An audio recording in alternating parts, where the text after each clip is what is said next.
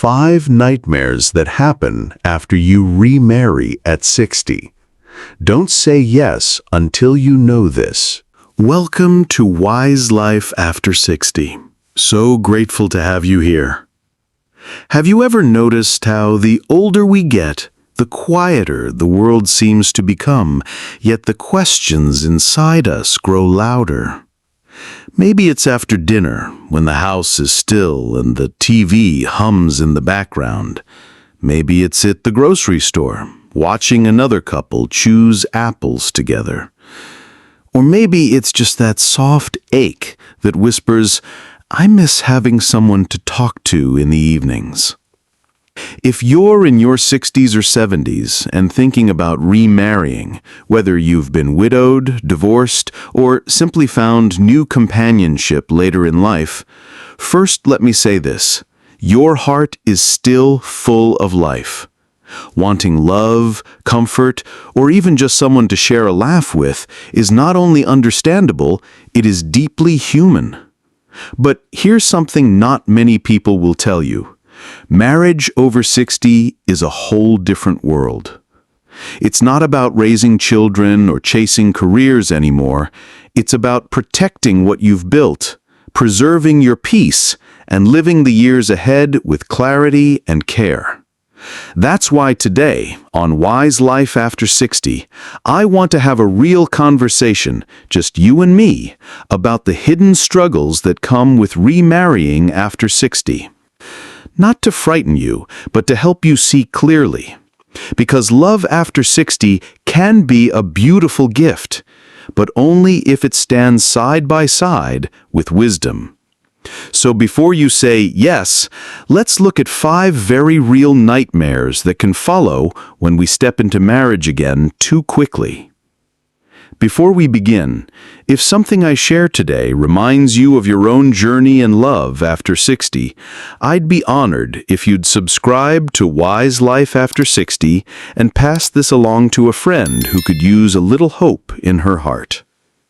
And with that, let's step gently into the first challenge, one that touches almost every senior who dares to love again. Nightmare number 1. Financial vulnerability. I once knew a woman, a widow, who had lived carefully on her husband's pension and Social Security survivor benefits. It wasn't a fortune, but it gave her stability, a sense that the years of sacrifice and hard work had at least provided her with a safe harbor.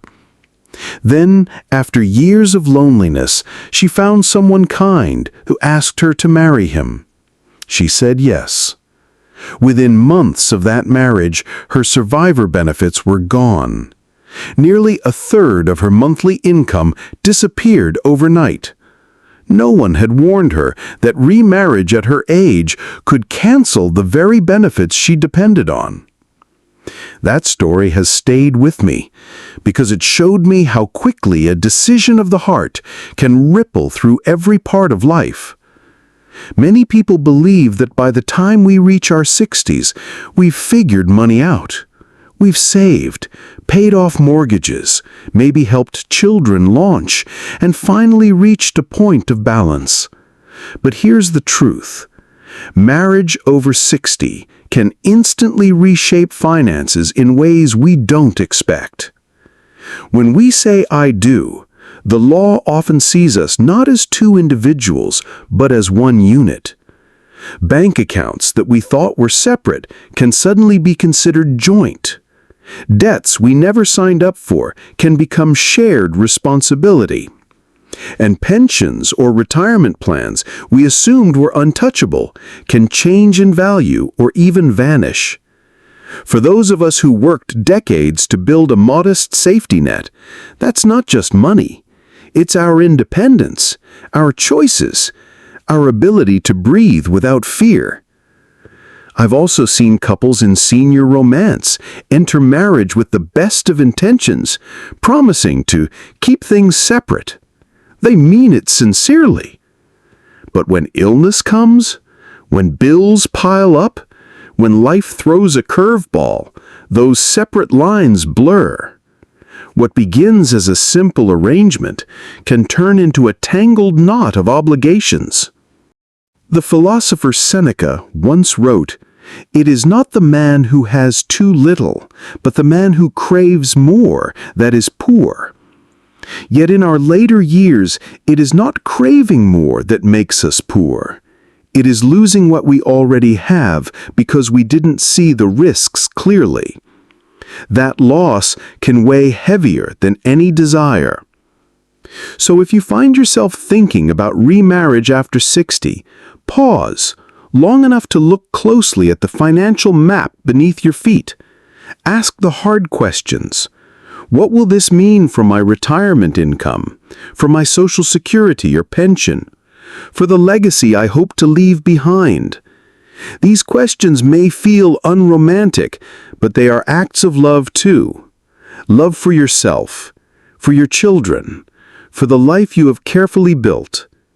Because in the end, financial vulnerability is not about dollars in a bank. It is about whether you can step into tomorrow with the same peace of mind you carry today. And once that peace is lost, no wedding ring can replace it. But money is not the only place where hidden storms appear. Sometimes the harder struggles don't come from the bank, but from the people sitting at the table with us. Nightmare number 2. Family conflicts and inheritance tensions. Why is it that the heaviest storms in life often come not from strangers, but from those sitting closest to us at the table? In remarriage after 60, the tension is often not between husband and wife, but within the family circle that must now stretch to include someone new. When a parent chooses to marry again, children and grandchildren may smile and offer congratulations, yet beneath the surface, unease lingers. They worry about inheritance, about family traditions, about who will hold the central place in your heart. What begins as joy for you can quietly feel like loss for them. The senior romance that brings comfort to your days may awaken old fears in theirs. There is an old proverb that says, "Shared joy is doubled, shared sorrow is halved." But in families unsettled by change, joy does not always multiply. It can shrink. A remarriage that feels like a blessing to you may feel like a threat to them. And if those feelings remain unspoken, they can harden into resentment. Confucius reminded us, the strength of a nation derives from the integrity of the home. And in our later years, the home is not just four walls, it is our family bond.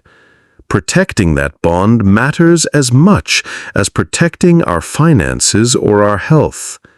For love after 60 to truly flourish, it must walk hand in hand with peace in the family. Let me ask you this, and I would truly love to hear your wisdom in the comments. When you've seen families face the challenge of a parent or grandparent remarrying later in life, did harmony eventually return, or did distance remain?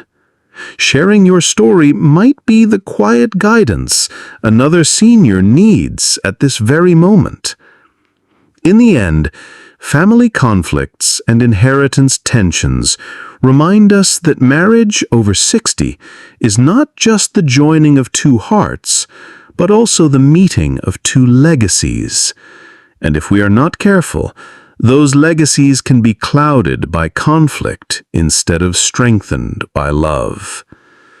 But family is only one place where the heart can be tested. As the years unfold, there are other challenges that rise quietly, often in ways we least expect, and they can shape the very rhythm of our days together. Nightmare number 3. Health responsibility overload. It often begins so simply. Two people in their 60s meet, share a cup of coffee, laugh over stories of travel or childhood, and think to themselves, "This is what I've been missing." For a while, life feels lighter. There are weekend walks, little adventures, and a hand to hold at night. It seems like the loneliness has finally lifted. But life after 60 has a way of turning quickly. One morning, it's a doctor's appointment. The next, it's a diagnosis. And suddenly, the marriage that began with companionship becomes defined by caretaking.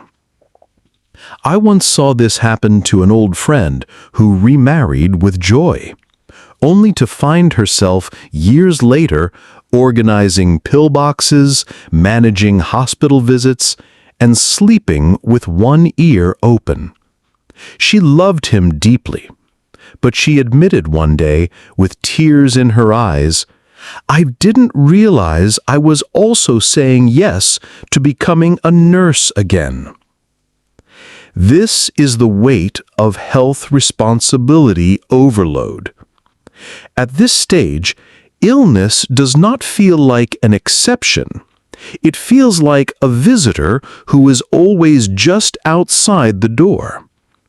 Arthritis, memory loss, heart conditions, these are not just medical terms.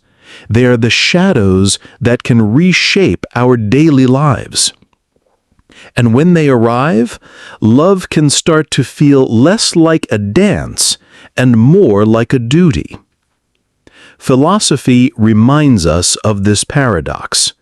The poet Rumi wrote, quote, "Try to accept the changing seasons of your heart, even if winter comes unexpectedly." And that is the question remarriage after 60 quietly asks. Are we prepared for the winters as much as the springs? Because caregiving is not only physical, it's emotional. It is watching your days, your energy, even your freedom bend around another person's needs.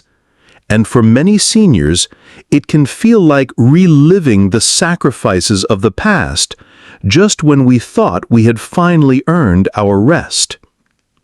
This is not to say love should be avoided, but it does mean love requires preparation.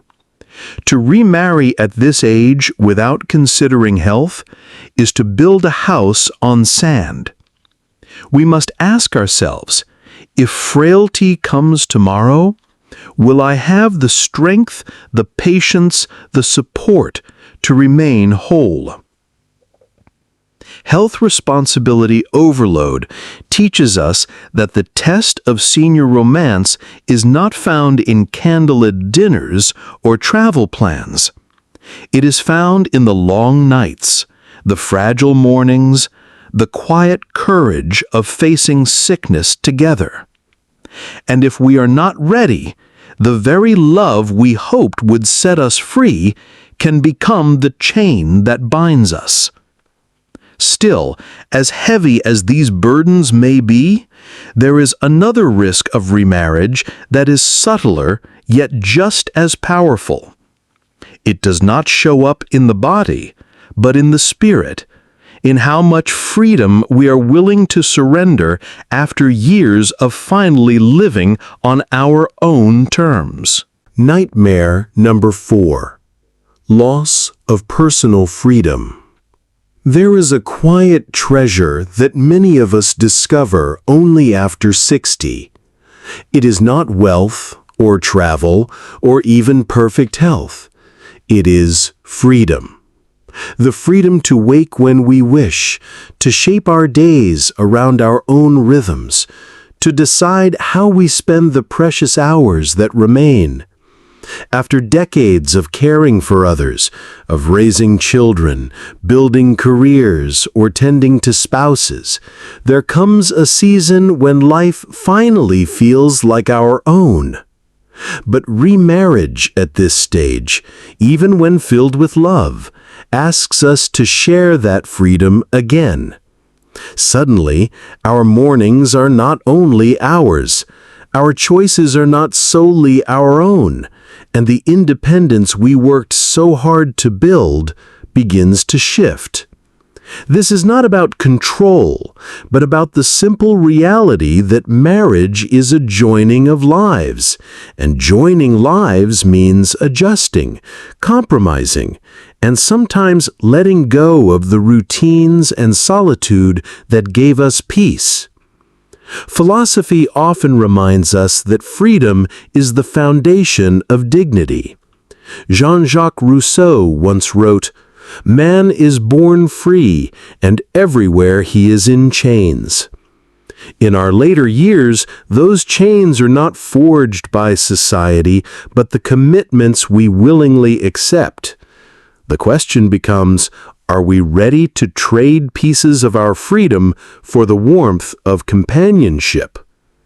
Some seniors find joy in that trade, while others quietly resent it. There is no right or wrong answer, but there is a cost. Love after 60 is not only about gaining a partner, it is about relinquishing part of the independence that has kept us steady. To ignore that truth is to risk frustration or even regret.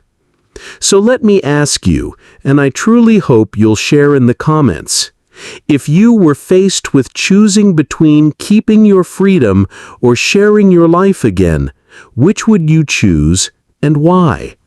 Your reflections may guide someone else who is standing at that same crossroads today. Loss of personal freedom may not sound as dramatic as legal disputes or financial struggles, but in truth, it is one of the deepest questions of senior romance. Because what we value most at this age is not always love itself, but the peace of living on our own terms. And yet, even beyond freedom, there is still another hidden storm of remarriage, one that lies in paperwork, signatures, and laws that can overturn our most personal wishes if we do not prepare. Nightmare number 5 is legal complications. It happened at what should have been a joyful moment.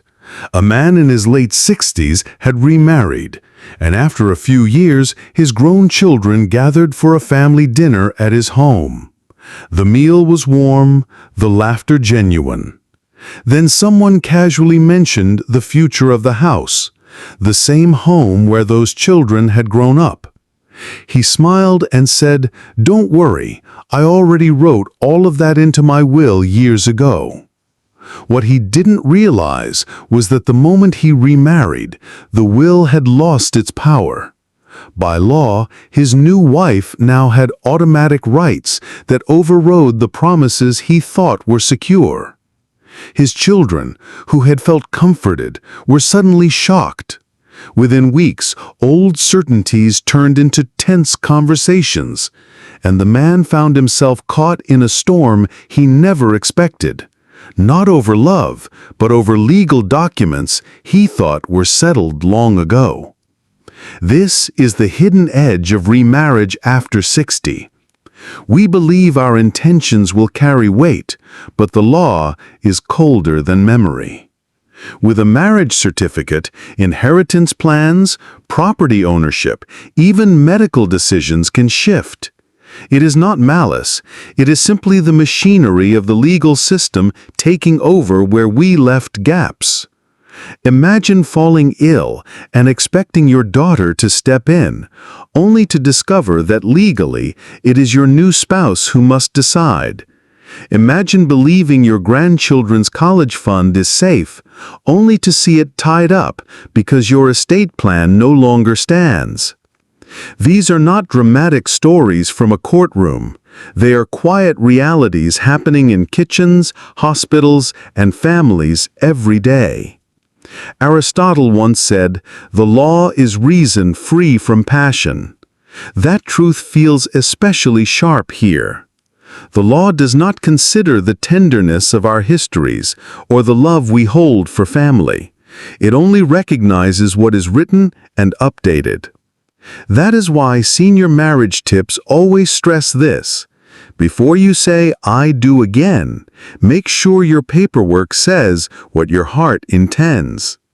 Updating wills, revisiting power of attorney, clarifying property rights, these may feel unromantic, but they are acts of care, ensuring that your love story ends in harmony, not in conflict. Legal complications remind us that love after 60 must walk hand in hand with clarity. Because if we fail to prepare, the story of our later years may be rewritten, not by us, but by laws we never thought to question. So, what do we make of all this? 5 hidden storms that can rise when we remarry at 60 or 70. Finances that shift without warning. Families that struggle to adjust. Health that demands more than we planned to give. Freedom that quietly slips away, and laws that rewrite our intentions unless we guard them carefully.